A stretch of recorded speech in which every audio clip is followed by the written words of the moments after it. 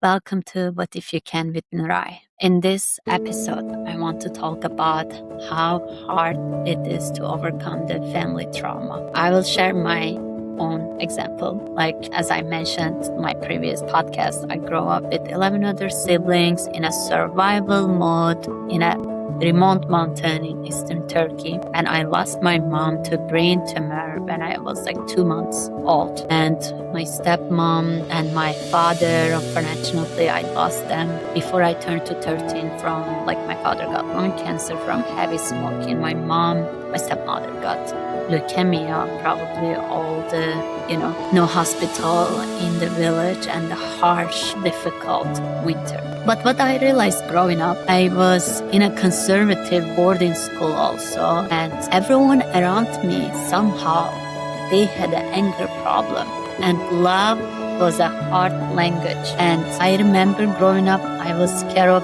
many things. Like I would be scared of sleeping more because I was scared that someone will come hit me, wake me up, or pour the water. I had those situations. And like I didn't want to get up 5 a.m. to pray. It was really hard when I was a kid, or go to herd sheep and cows in the village at 5 a.m. And then it was just hard. So they would just wake me up in a really not gentle way, like pouring water in my ear. Once happened to me. And then so many other things. And I've been around so much anger. Like people older than me, they always like communicated me with anger. Like, here is it. Have you been doing this? How is your homework? There was no love language. I mean, it was already so hard to losing my parents. Like, I believe people who has a mom, they at least, had some love. At least most people, I would say. So I didn't have that. And it was more harder to have so many people around me. And then also growing up, like everyone would just be sad about me because they knew I don't have parents. They would be like, poor you. So I just thought, okay, I'm a very poor girl. I just don't have any love. I am just very vulnerable. So it took me, now I'm 29. It took me like so many times to work on myself. And I realized that I can just, find the peace and choose the kind language instead of anger language. It's still hard, even though like I learned English. I traveled around the world, and now I have my 2 younger siblings. They live nearby, and even my sister. And it's a habit when I go see them.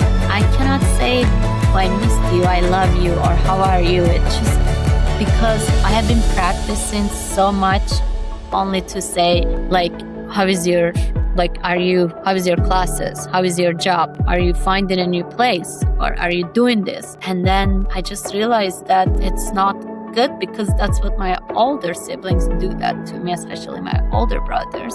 And then I'm doing the same thing that I don't like when my brothers treat me. So it's been a hard pattern. Why do I share that? In case you grow up like with an anger problem family, maybe you don't realize that you have been, very angry and strict to your younger siblings or your kid.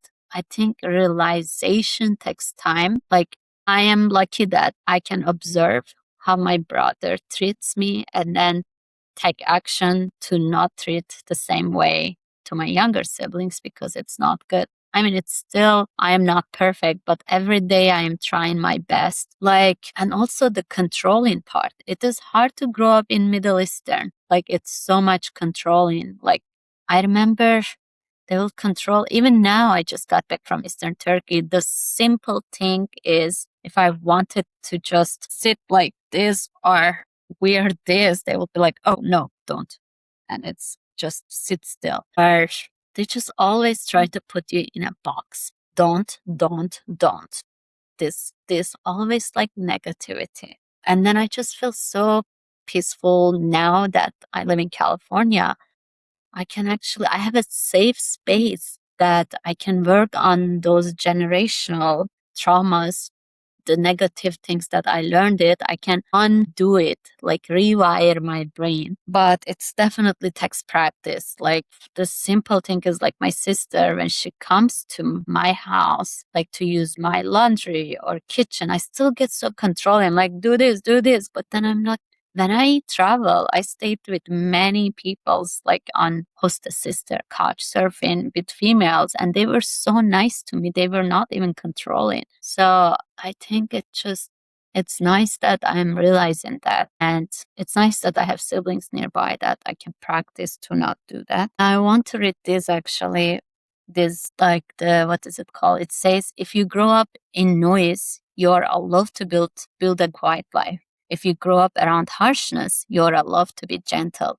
You don't owe your past, your future. You are safe now, and cycle stops with you. So it is actually hard to break the cycle, especially in my parents' cycle is they just had survival things, like just to survive, not even going on a hospital. The anger has been like, in generational. And I'm hoping that by the time I become mom, I won't have that anger problem controlling and be more better at communication. It's also hard to be a first generation because I feel like my parents didn't know how to write and read. They were the only thing was in their brain to repeat the same thing over and over. So, and then I think like right now we are so lucky. We have so much resources or we get the growth mindset. So, and that's why I wanted to make a podcast about this, because we should use those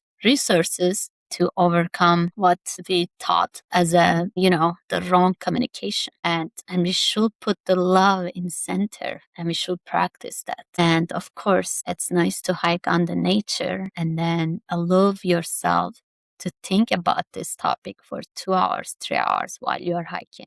Thank you for listening. I hope that will help you to have a better communication with your relatives around you.